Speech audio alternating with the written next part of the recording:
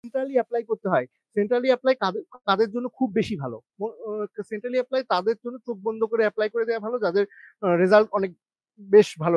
আমাদের কম্পিউটার সায়েন্সের হিসেবে 3.5 এর উপরে, সোজা বাংলা কথা। এ 3.5 এর উপরে জিআরই 315 প্লাস, আইএলস 7 প্লাস বা 7.5 হলে তো খুবই ভালো, বা টোফেল প্রায় 100 আপ, প্রায় 90-95 এই রেঞ্জে, 100 থেকে 90 থেকে 100 আপের মধ্যে এরকম। এদের জন্য খুবই ভালো। এদের পাবলিকেশন টাবলিকেশন আছে কি, বা মাস্টার্স আছে, বা মাস্টার্স হলে তো কোনো কথাই নাই।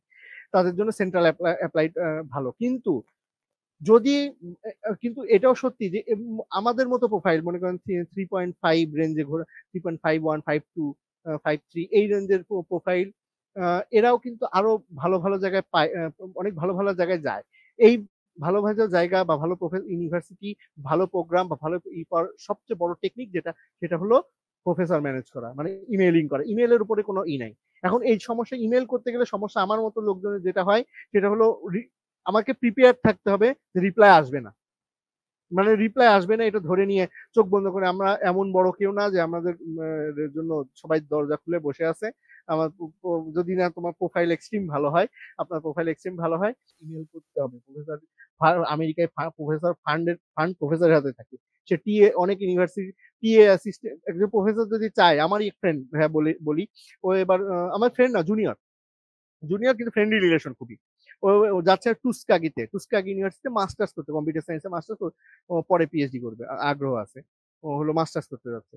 তো ওর ওর ওর ওর টুস্কাগি ইউনিভার্সিটিতে ডাব্লিউএস লাগে। এখন ওর ডাব্লিউএস করলে ওর ডেডলাইন ক্রস করে যেত। সো প্রফেসরকে বলছে কি করবো, প্রফেসর বলছে তুমি আমাকে হলো আনঅফিসিয়ালটা পাঠাও। ওই আনঅফিসিয়াল দিয়ে তারপরে কি জন্য আইএলস এর স্কোর, ইটিআরএফ, আইএলস আমরা যারা অ্যাপ্লাই করবো তাদের জন্য বলে রাখি, ইটিআরএফ পাঠাইতে হয়, যেটা টেস্ট সেন্টার ইউনিভার্সিটিতে সেন্ড করে। ইটিআরএফ ছাড়া, ইটিআরএফ টুস্কাগ ইউনিভার্সিটিতে কি লাগে, ডাব্লিউএস লাগে, ইটিআরএফ লাগে, আর জিআরই মেন কপি সাবমিট করা লাগে। তিনটায় আনঅফিসিয়াল কপি দিয়ে সে অ্যাডমিশন চান্স পাই, মানে ফুল ফান্ডের অ্যাডমিশন পাইছে প্রফেসরের প্রভাবের কারণে। প্রফেসর চাইলে অনেক কিছু করতে পারে। প্রফেসর চাইলে তো আপনার ভিসা, এই প্লেনের টিকিটও দিয়ে দিতে পারে।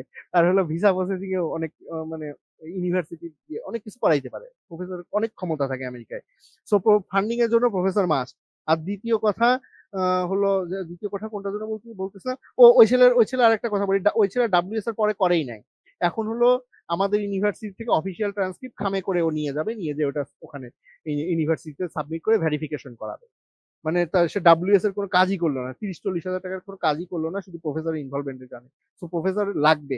আর দিন শেষে পিএইচডি যাইতেছি, research base master, research base PhD করতে। সো মানে পিএইচডি তো রিসার্চ বেস হলো। সো ওখানে প্রফেসর একজন সুপারভাইজার আমার দিন শেষে লাগবেই। আর তিনি সুপারভাইজার ম্যানেজ করাই লাগবে। তো ইমেল করা লাগবে, ইমেল করা শিখতে হবে।